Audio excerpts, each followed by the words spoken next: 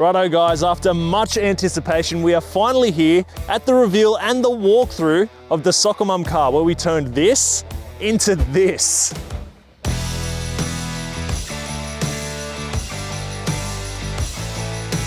So today we're out at my home away from home, which is of course the Blue Mountains. It's my local getaway, absolutely love this place, and it's actually the first stop on our lap around Australia. So we're actually started. By the time you're watching this, I'm probably halfway around the country by now. But today I'm gonna give you guys a full tour of the Prado, the Soccer Mum car, the pram if you will, whatever it is you want to call it. I'm gonna go through all of the bits and pieces that I've added to the car and why I've gone in that particular direction. And at the end, I'll give you a rough idea of how much I've spent on this car to see if I've stuck to the budget or not. Righto, let's start up the front end here with the bull bar. Now, as you would have seen in the previous video, I got this secondhand from a wrecker and I paid about 1,200 bucks for it, and it was a little bit banged up. There wasn't too much significant damage to it, but it was just old and it'd seen a lot of daylight. So I went ahead and got it sandblasted and powder coated and looks absolutely brand new. Now, the problem is I ended up spending almost the same amount as if I was to go and buy one brand new. So in hindsight, I probably should have gone brand new because finding fog lights for this was a mission, but I'm not really gonna bother with fog lights. As you can see, I don't think I'll need them. I've gone with the Adventure King 7-inch lethal lights and a 30-inch lethal light bar. So why did I go with the 7-inch lethals over the 9-inch? Well, it all came down to how much space I've got on the bull bar. As you can see, I'm quite limited, but that's neither here nor there because these lights are absolutely insane, as I said, crazy bright, heaps of throw, and paired with this light bar, it's an incredible combo. This thing throws out so much light out to the sides. It's really good for looking out for wildlife and stuff like that. Now the next thing you'll notice, and a lot of you will be quite familiar with the Dominator Extreme winch. Now, the boys and I have been flogging these winches for years on countless trips, and they've always proved their worth in gold. They've gotten us out of trouble so many times, so it was a no-brainer to put one on my car. Come with a wireless remote, the fair lead, and this swivel hook. It's absolutely perfect for everything that I need. Now, I'm not really planning to do anything crazy off-road or anything like that. I'm mainly just planning to get to some epic locations, which you'll be able to see, but it's good to have peace of mind with having a winch on the front of your car. It means that if you do come into a spot of bother, you can get yourself out, no dramas. Now, the next thing I'm going to talk about is the pre-filter. Now, I touched on this briefly in the previous episode, but again, I can't stress enough how important this is going to be for peace of mind when I'm out on the road. When you come across a dodgy sort of fuel station, if you don't have anywhere else to fuel up, good thing is I've got a massive tank in this thing, so I shouldn't have to worry. But if I do have to fill up at a dodgy fuel station, this is going to protect the engine from dirty fuel and water going in, which is the other thing which I spoke about as well. I've already extended the breather on the fuel tank, but if any water does get into my fuel tank, this is going to pick it up and I can drain it out in the bottom. Now, another thing I definitely recommend you do if you're doing a big trip is to service the car before you leave. Now, when I did the full service, I also replaced my belts and my hoses and everything like that. Keep all the old ones as spares in case something goes wrong. You can just put the old one back on and replace it when you get into town.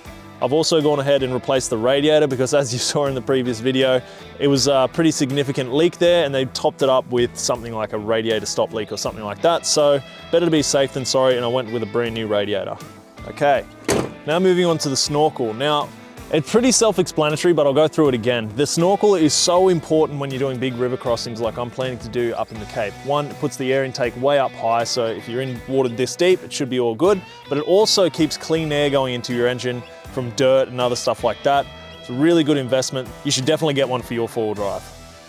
Now, something that you haven't seen yet, but I'm probably most excited about, is these brand new Bridgestone tires. These are Bridgestone Jeweler 697 all-terrains. Now, why did I upgrade to these tires? Well, for a couple of reasons. First reason, I wanted to go up a tire size anyway to give me a little bit more ground clearance, but not too big that it's gonna make a massive difference with my fuel economy or first gear low range or anything like that.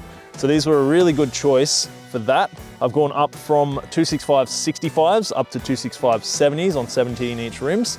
I can't stress enough just how important a good set of all-terrains will go on a trip like this. So really, it should be one of the first things that you do to any four-wheel drive. As you've seen, in terms of suspension, we've also gone with a 50mm lift kit from GSA Wholesale Suspension with Oztech shocks. We've been running them in our camper trailers for a while now, and I trust them 100%. Again, the guys up at GSA were able to completely customize this kit. So up the front, I've got some springs rated to carry the steel bull bar, the winch, and the spotlights, and a couple of other little bits and pieces. And at the back, I've got constant load of 200 to 250 kilos with some airbags in the back as well. I've also gone with new rotors all the way around as well as pads. I just wanted to make sure that with all the extra weight that I put on this car, I'm able to stop really, really easily. And I've kept the old pads as spares because they weren't too bad, but it was good to replace them anyway. Righto guys, another quick interruption here. Just wanted to reach out and say another massive thank you to all of you that are watching this. You're the reason this channel keeps going. So yet again, I'm gonna offer you guys another discount code. So use this code if you're building your car like I am, or if you're planning another adventure, we wanna get the right camping gear, then use this code and go nuts. Thank you so much for watching. Now let's get back to the video. Now onto the camping setup, and probably my favorite part about the whole camping setup is the 270 freestanding awning from Adventure Kings. Now this has changed the way I camp in such a good way. I can literally have this set up in under 30 seconds. I could probably do it blindfolded, to be completely honest. It's so easy. And underneath here, I've also gone with a rock light kit, and I've screwed them into the bottom of the arms here. So I've got a permanent light setup. Good thing about that is you can switch between amber and white LED. So it's gonna come in handy in summertime when there's heaps of mozzies around. Okay, and talking of camping gear, of course upstairs we've got the Tourer rooftop tent as accommodation. Now, why I went with the Tourer over something like a Grand Tourer Mark III? Well, first of all, it's got heaps of length and heaps of width, which is perfect for a bloke my size. My partner is also quite tall, so this is absolutely perfect. Plus, there's heaps of room inside to get changed. Now, the other reason I went for it is because of how lightweight it is. Now, it only weighs about 57 kilos as it sits, which is absolutely perfect for me because I'm trying to keep my roof capacity to an absolute minimum. And again, it's really quick and easy to set up. I can do this in under 5 minutes, which is perfect. Now, moving on from the rooftop tent, which is full of luxury, we've also got another luxury addition to the car, which is the instant ensuite. Now, I probably wouldn't have even put this on the car, but the missus has come along with me, so this is an absolute winner for her, and it means she wants to come out camping more often, which we're going to be doing for 6 months anyway. So might as well make it as comfortable as possible. It's going to be perfect for getting changed, having showers, and whatever else. Righto, so on this side is where the magic happens. Come have a look at this 12 volt. Now first up, we've got a 200 amp hour lithium battery. It's a massive capacity, but more importantly, it's nice and lightweight, and it's nice and compact for the amount of power it puts out. Now to keep the battery topped up at all times, I've got the King's 25 amp DC-DC charger. Now the awesome thing about this is it's got a built-in solar regulator, and of course it's lithium compatible. I've got the solar regulator hooked up to the quick connect plug on the left-hand side of my compact control box here. Now this compact control box is really perfect for everything I need because it's nice and compact as the name suggests, but everything in it is fused, so if I want to run more camp lights other than the rock light kit, I can just plug it in and away I go. And lastly, I've got the King's 1500 watt inverter. Now I went with this one because it's the perfect middle ground. So I'm gonna be able to use that for charging my drone, camera gear, my laptop, and other devices like that. If my partner wants to run a hair curler or something like that, she'll be able to do that as well. Okay, now onto some storage. As you can see, we've kitted out the back of the car here with some cheap old Kmart tubs, which go a long way and it's set up like this. But the cool thing is this is going to change and adapt as we get on the road and we figure out little ways to do things. But for now, this is the setup we've got. We've got storage for clothes under here with these cheap little plastic tubs here, which is working really well at the moment. We've also got these storage drawers here, the towels in there, hoodies and jumpers and stuff like that. Up the back here, I've got a 50-litre aluminium storage box. That's got my tools, my spare parts, and other bits and pieces like oil and spare fluids and whatever else you might need in there. I've also got a fire extinguisher, very important to have one of those with you at all times. I've also got a 40-litre water tank that sits across the entire length of the car. So that's perfect for drinking water and for taking showers and stuff like that. And I've also got a solar blanket. Now that's also going to be super handy when we're camping somewhere for a couple of days, but I don't think I'll really need it because of the massive capacity in the lithium battery that I spoke about earlier.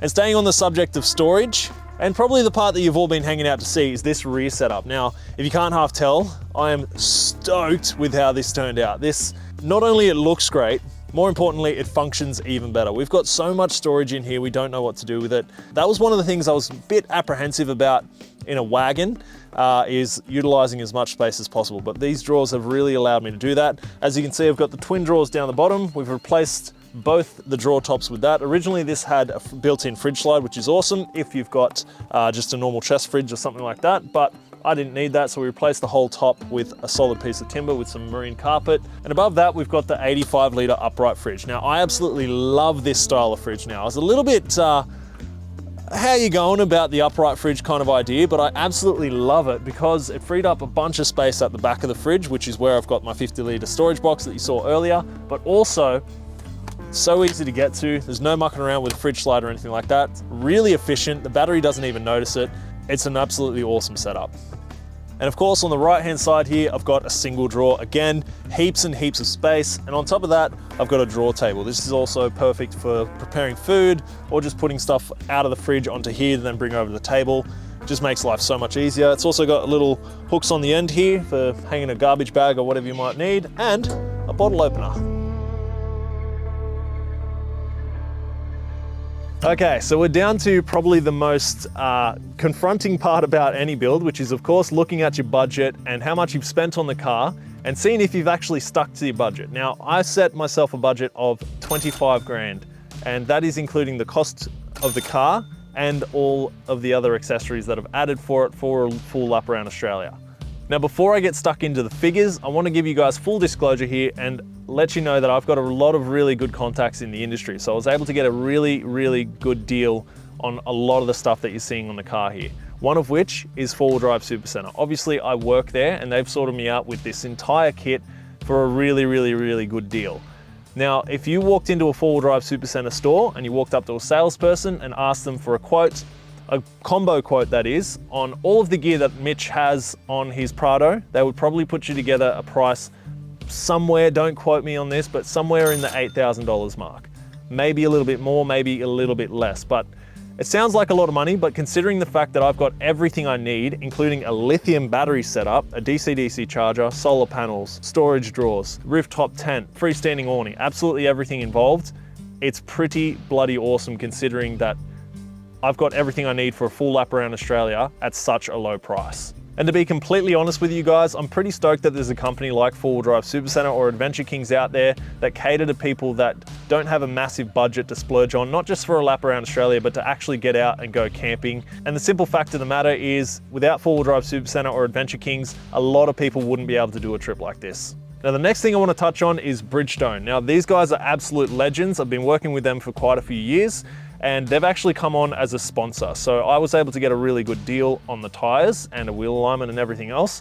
So I'm not going to include that in the budget. So next is bull bar, suspension, snorkel, and Prefilter, which are all the third-party products, if you will, that I put on the car. All up, that cost $3,612. Now, the next thing is servicing and new rotors and radiator and belts and stuff like that. I'm not going to include that in as part of the budget or the build-up because those are the sorts of things that you're going to have to do anyway, and I've factored them in as serviceable or replaceable parts anyway. So all up, including the cost of the car, all the third-party products, and the Adventure Kings gear, if you were to walk into a store and get all this stuff, it sets you back a little bit over my 25 grand budget, but it's $27,612. So we've blown the budget only by a little bit, but we've set a budget of 50 grand for the entire trip, and we've over budgeted on a lot of things, for like fuel, for example. So that goes to show why it's important to over budget on certain things. So that way, if you do go over budget on the build up of the car, you can make it up elsewhere. So the question was, are you able to build up a car to do a full lap around Australia for under 25 grand? Well, of course the answer is yes. I went over by a couple grand, which again is no big deal. And again, if you don't have a budget of 25 grand, just go in whatever car you have. Some people are doing it in a $5,000 car, a $10,000 car. It doesn't matter. At the end of the day, as long as you're getting out there and exploring, that's all that matters. Well, that's it for today, guys. Thank you so much for following along in the build, but this has only just begun. From today, we're kicking off our travel series on the lap around Australia. You're gonna be seeing me in some of the most epic locations that this beautiful country has to offer. I cannot wait to get to them, and you're gonna be able to follow along with us. So if you haven't already, make sure you hit that subscribe button and the notification bell because I'm gonna be showing you some pretty cool stuff.